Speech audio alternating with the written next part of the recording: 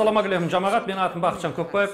Мінекей мына жерде өздеріңіз көріп тұрғандай, менің бірнеше депутаттардан сұхбат алуым мынау интернет желісінде хит болып, жан-жақтан миллиондаған көрілімдерге пайда болып, көптеген адамдардан сұраныс түсіп жатыр екен.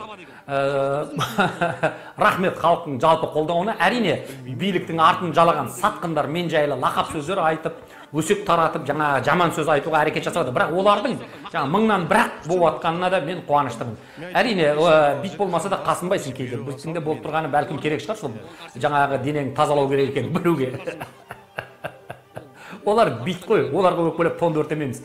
Енді айтайын дегенім, жалпы халықтың қолдап атқанын әрине білем. Көбісі қайран қалады. Мен тамада болған емеспін, мен той-думанда қызмет қылған емеспін.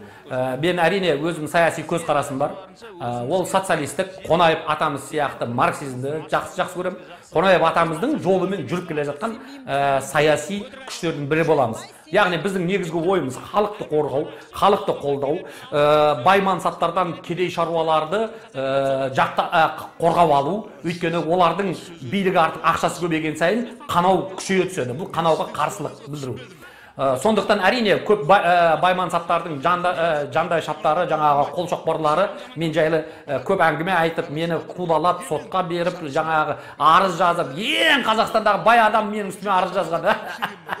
Дәлелденбей тып-тыныш болды. Ал қазір қайда? Көтек қашып кеттің ғой шетелге. Көтек, мен қалдым Қазақстанда, сен қашып кеттің. Сатқын, мені сатқын деп өзің сатқын болып шықтың, иттің баласы. Ал жарайды енді, қойшы ол иттер, бірі келеді, бірі кетеді. Негізі халық қой мұнда қалатын. Енді айтайын дегенім жұртты. Мен осы оңтүстік Қазақстаннан депутаттыққа ұсынып өзім сайлауға қатысқам. Әрине Қазақстанда, енді жасым 50-ке келіп қалды ғой, Қазақстанда кімнің қалай байығанын осы өңірдегілердің, кімнің қандай ұрлықпен, кімнің қалай арамдықпен, кім бандитизммен, қарақшылықпен айналысып барып депутат болғанын, кімнің наркотик сатып, байып барып депутат болған, кімнің мемлекеттің мүлкін талан-тараж жасап байып барып депутат болған, бәрін мен білетін болғаннан кейін менен керемет оларға кім сұрақ қоя алады? Әрине олар мені көрсе тым-тырақай жан-жақ қашатыны рас. Өйткені олардың көтінің былықтарын менен басқа білетін адам кемде кем.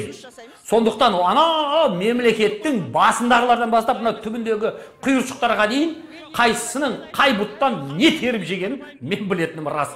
Сондықтан әрине жазылыңыздар. Сіздер қолдап тұрсаңыздар, әлі талай әшкерені жария етеміз. Сіздермен болған Бақытжан Көпбаев, Қазақстанның еркін болатынына сенемін. Сау саламат болыңыздар.